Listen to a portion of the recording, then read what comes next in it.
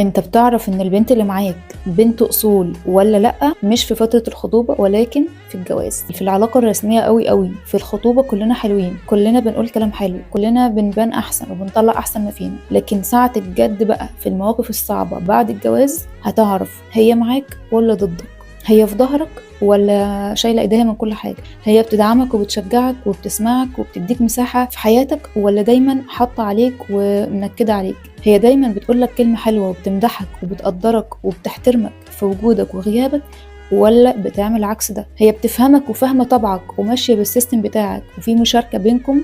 كل الحاجات اللي في الخطوبه كلها حلوه قوي، كل الصور حلوه قوي، خروجات حلوه قوي، لكن اللي هيعرفك بجد ان هي جدعة وبنت اصول وبتحبك وبتحب اهلك وبتقدرك في الجواز، في الحياة اليومية الواقعية بقى، خلاص بقينا مع بعض وبقينا واحد. فالبيت ده ممكن يقع وممكن يبقى احلى بيت في الدنيا بسبب بس ان هي ممكن تبقى في ظهرك وتبقى معاك على الحلوة والمرة، مش بس في الاوقات الحلوة. ولما تتعب، ركز قوي، لما تتعب نفسيا او جسديا او تتعب مرضيا بقى او تتحط في ازمه ماديه كبيره، شوف هي هتقف معاك ولا لا. فهنا نقدر نقول ان البنت دي بنت اصول وجدعه ولا ايه.